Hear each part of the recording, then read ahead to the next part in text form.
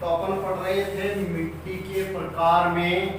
कल हमने दो मिट्टियों के बारे में देखा था। दो प्रकार की मिट्टी, एक थी जलोढ़ और दूसरी काली मृदा। अब तीसरी है लाल और पीली मिट्टी।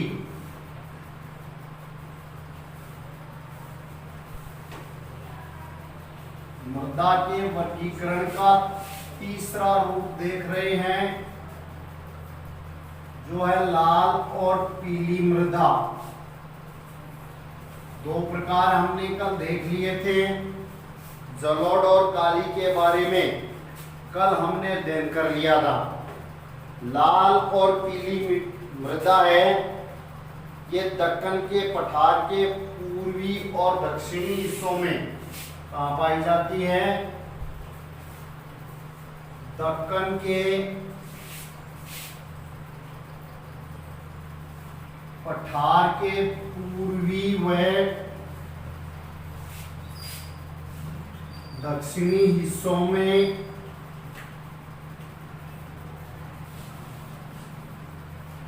लाल और पीली मिट्टी है वो मिलती है।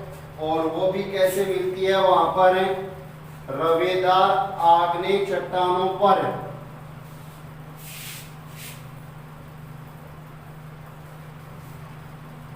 रवेदार आग्नेय चट्टानों पर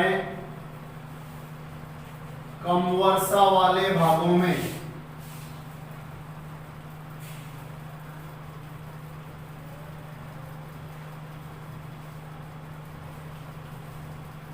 तो लाल और पीली मिट्टी कहां पाई जाती है? दक्कन का पठार है उसके पूर्वी और दक्षिणी हिस्सों में पाई जाती है। और वहां पर भी आग्नेय चट्टान, वो भी कैसी? रवेदार आग्नेय चट्टान के कम वर्षा वाले भागों में पाई जाती है। यह उड़ीसा, छत्तीसगढ़, मध्य गंगा मैदान के दक्षिणी छोर पर इलाके हैं। उड़ीसा, छत्तीसगढ़, मध्य गंगा के दक्षिणी भागों में, उड़ीसा, छत्तीसगढ़, मध्य गंगा है उसके दक्षिणी छोर पर और पश्चिमी घाट के पहाड़ी भागों में पाई जाती है। दक्षिणी छोर और पश्चिमी घाट है उसके पहाड़ी भागों में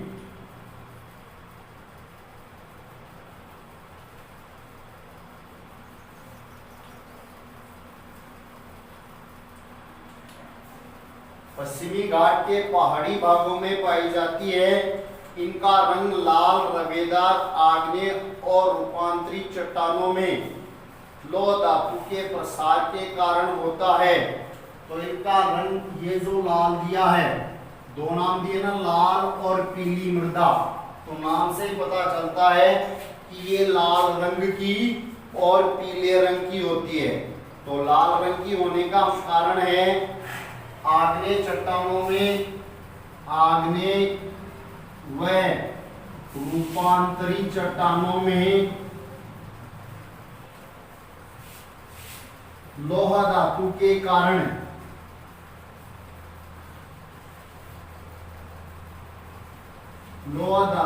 कारण इनका रंग कैसा होता है?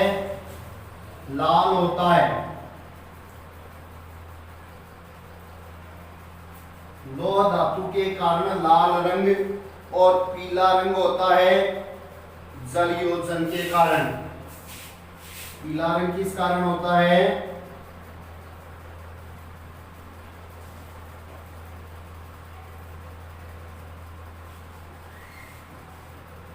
जल योजन के कारण इनका रंग पीला होता है। तो तीसरे प्रकार की मिट्टी है उसका नाम है लाल पीली मिट्टी। तो लाल पीली मिट्टी के नाम से ही पता चलता है हमें कि इनका रंग कैसा होता है? लाल और पीला होता है। यह पाई जाती है दक्कन के पठार के पूर्वी और दक्षिणी हिस्सों में, वहां पर भी कैसे? आग्नेय चट्टानों में। और आग्नेय चट्टानों में भी कौन से इलाकों में? कम वर्षा वाले भागों में पाई जाती है ये। उसके अलावा उड़ीसा, छत्तीसगढ़, गंगा के मध्य गंगा के दक्षिणी छोर और पश्चिमी घाट के पहाड़ी भागों में भी पाई जाती है। इन दो इलाकों में कौन कौन से दो इलाके हैं? एक तो दक्कन के पठार के पूर्वी और दक्षिणी हिस्सों में, दूसरा उड़ीसा, छत्तीसगढ़, मध्य गंगा के दक्षिणी छोर व पश्चिमी घाट के पहाड़ी भागों में ये लाल और पीली मिट्टी पाई जाती है। इसका रंग लाल किस कारण होता है? आग्नेय और रूपांतरित चट्टानों में लौह धातु के कारण इसका रंग लाल होता है। और पीला रंग किस कारण होता है? इनमें जल योजन के कारण पीला रंग होता है। अब चौथा प्रकार है वो है लेटेराइट मृदा।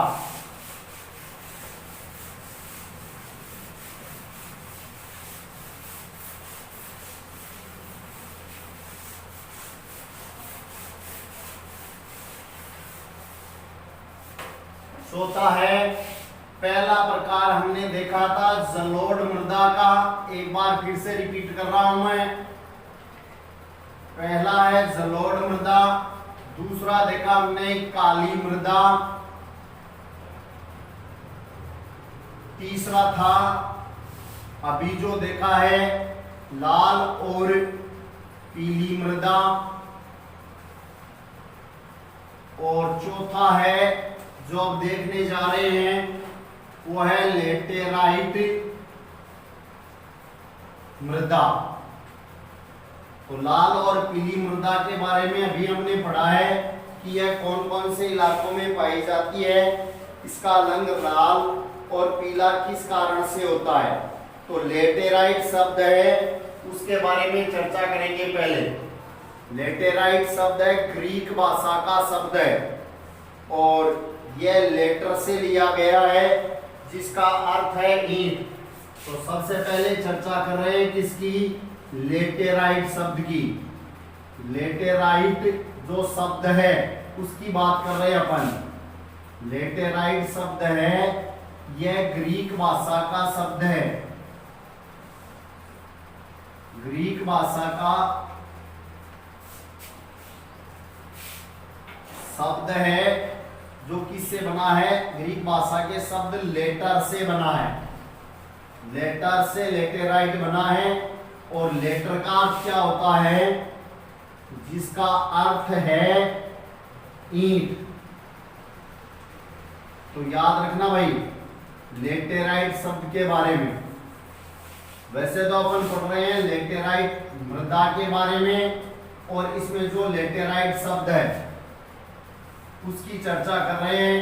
तो लेटेराइट शब्द है वो ग्रीक भाषा से बना है और ग्रीक भाषा का एक शब्द है लेटर जिसका अर्थ होता है ईंट। लेटेराइट मृदा का निर्माण उष्णकटिबंधीय और उपोष्णकटिबंधीय क्षेत्रों में आर्द्र और शुष्क ऋतुओं के एक के बाद एक आने के कारण होता है। तो लेटेराइट मृदा कहाँ पाई जाती है? उष्ण और उपोष्ण कटिबंधीय, उष्ण व उपोष्ण कटिबंधीय भागों में पाई जाती है।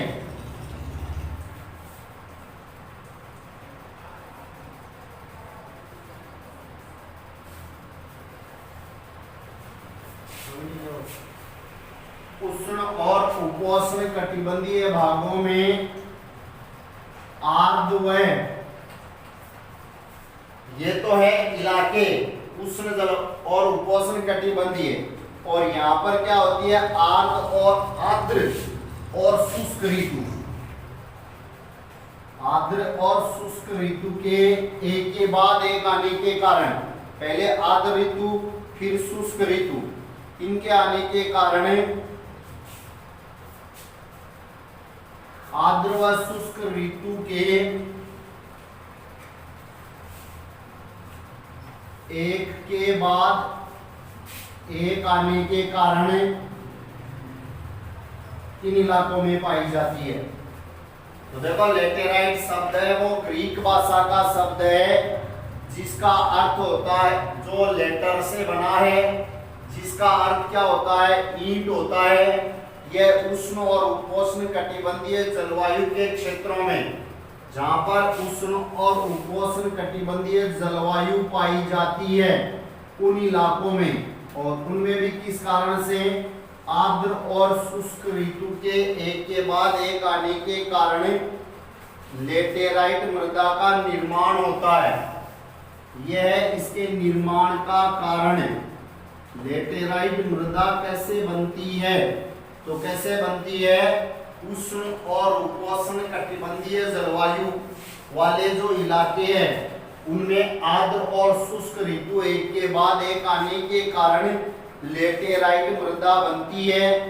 यह भारी वर्षा में से अत्यधिक निक्षालन का परिणाम है। ज्यादा वर्षा होती है उस कारण बनती है। भारी वर्षा होने से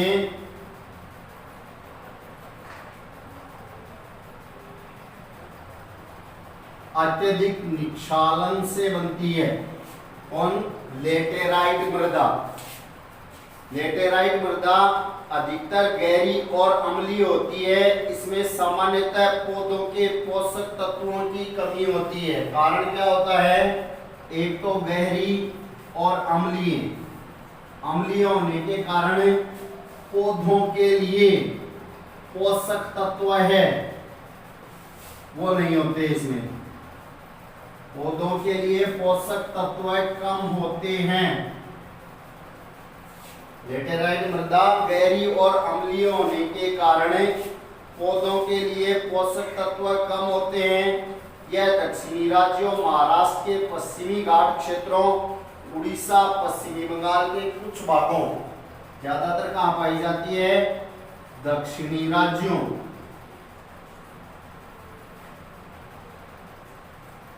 महाराष्ट्र, उड़ीसा के कुछ भागों में पाई जाती है।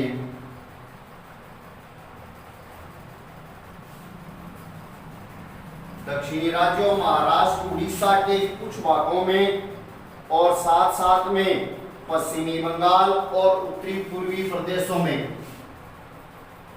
पश्चिमी बंगाल व उत्तरी पूर्वी प्रदेशों में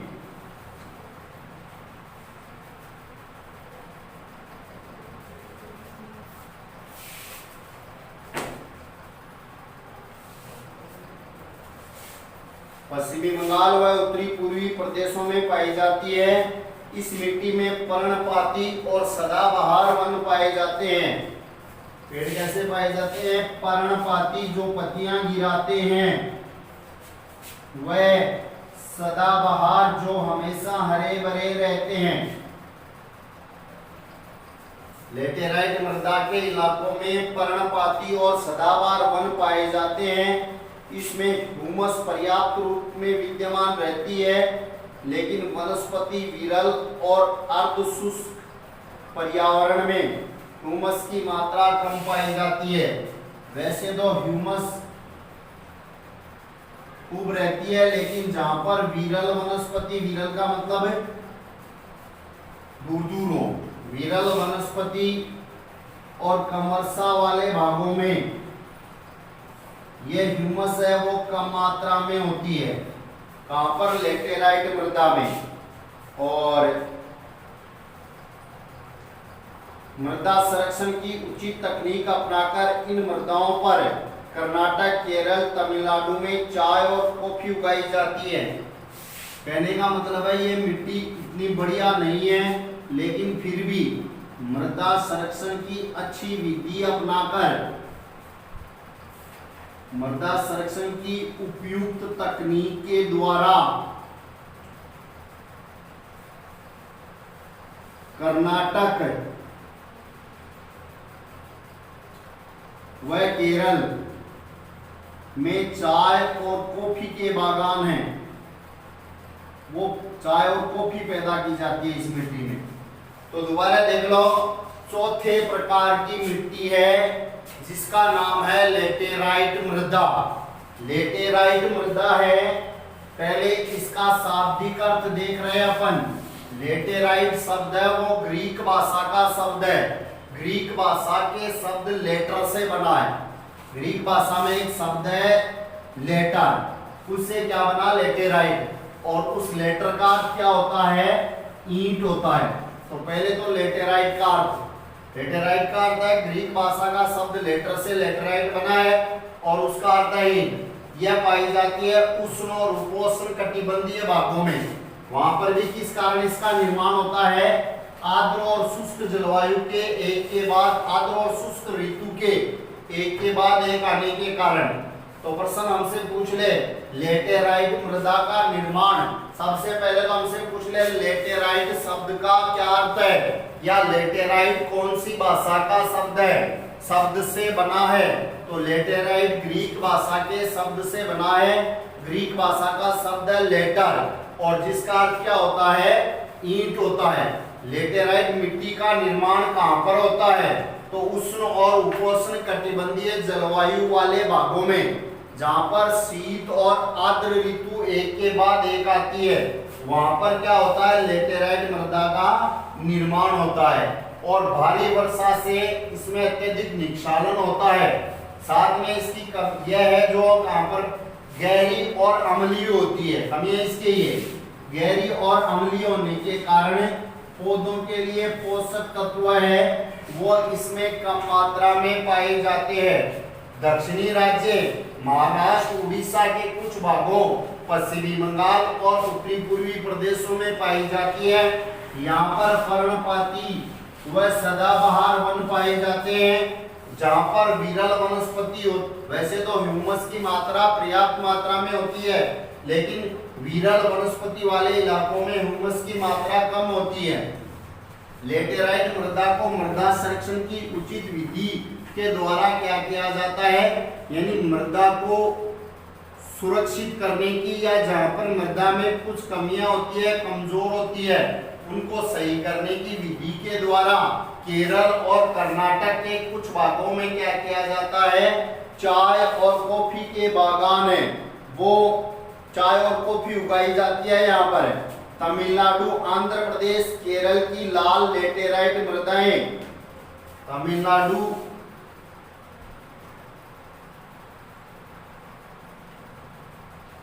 आंध्र प्रदेश, यहाँ की मिट्टी जो लेटेराइट है वो कैसी है, लाल लेटेराइट मृदा है। इसमें क्या किया जाता है, काजू की खेती की जाती है, काजू पैदा किया जाता है, काजू की फसल के लिए अधिक उपयुक्त है। तो लेटेराइट मृदा है, उनमें फसल कैसी होती है, केरल और कर्नाटक में तो चाय और कॉफी उत्पादित की जाती है। वो भी कैसे उत्पादित की जाती है, चाय और कॉफी मृदा संरक्षण की उचित विधि के द्वारा। और तमिलनाडु और आंध्र प्रदेश के कुछ भागों में जहां पर क्या है, लाल लेटेराइट मृदा है, वहां पर काजू की फसल की जाती है। यानी तमिलनाडु और आंध्र प्रदेश में लाल लेटेराइट मृदा है, वो काजू की फसल के लिए उपयुक्त है। समझ गए, लेटेराइट मृदा किन इलाकों में पाई जाती है, इसके क्या गुण हैं, कैसी होती है ये, और कौन सी फसल पैदा की जाती है।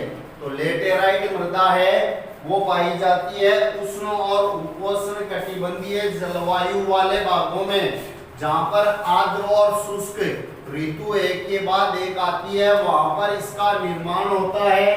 और यह कहां पर, गहरी और अम्लीय होती है, जिस कारण पौधों के पोषक तत्व कम मात्रा में होते हैं। दक्षिणी राज्य महाराष्ट्र, उड़ीसा के कुछ भाग, बंगाल, पश्चिमी बंगाल और उत्तरी पूर्वी प्रदेशों में भी पाई जाती है। यहाँ पर जो पेड़ पाए जाते हैं वो पर्णपाती और सदाबहार वन होते हैं, और ह्यूमस की मात्रा पर्याप्त मात्रा में होती है, लेकिन विरल वनस्पति वाले इलाकों में कम होती है। मृदा संरक्षण की विधि अपनाकर केरल और कर्नाटक में चाय और कॉफी की फसल, कॉफी पैदा की जाती है। तमिलनाडु और आंध्र प्रदेश में क्या किया जाता है, लाल लेटेराइट मृदा है, वहां पर काजू की फसल पैदा होती है। अब अगला प्रकार है, पांचवा प्रकार, वो है मरुस्थली मृदा।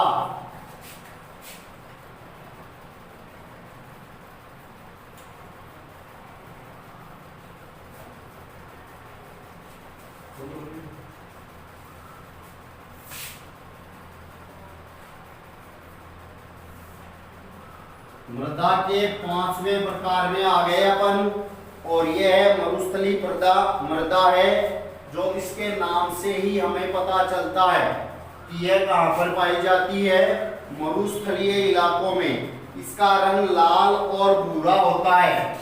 मरुस्थली मृदा है, उसका रंग कैसा होता है, लाल व भूरे रंग की होती है। ये मरुस्थली मृदा है, वो लाल और भूरे रंग की होती है। आमतौर पर रेतीले और लवणीय होती है, क्योंकि नाम से ही पता है मरुस्थली मृदा है, तो ये कैसी होती है, रेतीली और लवणीय। रंग है लाल और भूरा, होती है रेतीली और लवणीय। कुछ क्षेत्रों में नमक की मात्रा इतनी अधिक होती है कि झीलों से जल वाष्पीकृत करके खाने का नमक बनाया जाता है। कई इलाके हैं, कौन से, मरुस्थली मृदा के कई इलाकों में इसकी मात्रा, लवण की मात्रा इतनी ज्यादा होती है कि यहाँ का जो झीलों का पानी है, झीलों के जल को वाष्पीकृत करके, झीलों के जल को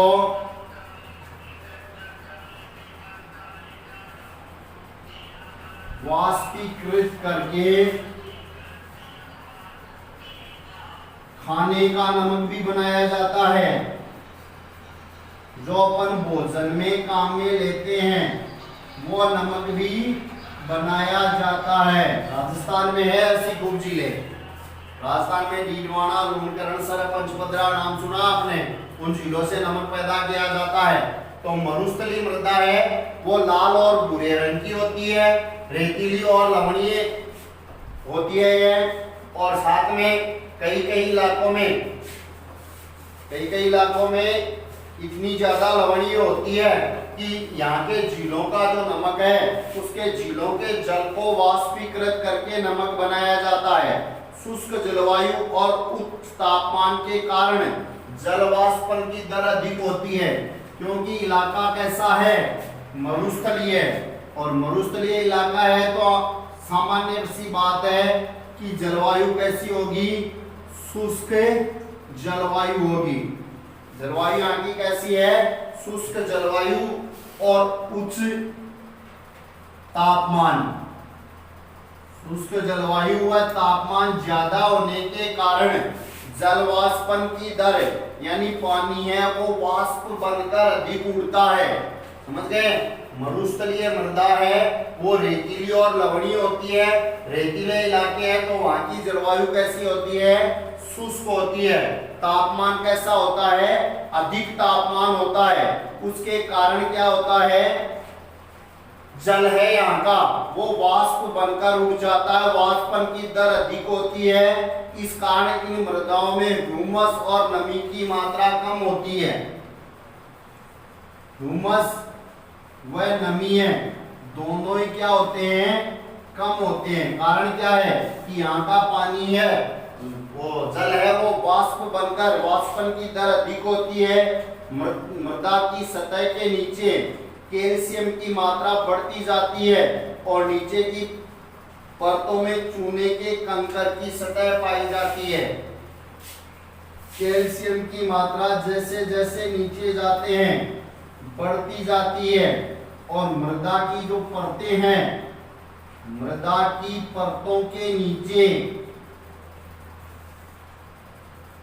चूने के कंकर पाए जाते हैं। मृदा की परत है, जैसे जैसे नीचे जाते हैं चूने के कंकर पाए जाते हैं। इस मृदा को सही तरीके से सिंचित करके कृषि योग्य बनाया जा रहा है। जैसा कि पश्चिमी राजस्थान, हमारा जो राजस्थान का पश्चिमी इलाका है वहां पर यह मिट्टी पाई जाती है। पश्चिमी राजस्थान है, वहां पर मरुस्थलीय मिट्टी है, और वहां की मिट्टी में क्या किया जा रहा है, सही तरीके से सिंचाई योग्य बनाकर फसल पैदा की जाती है।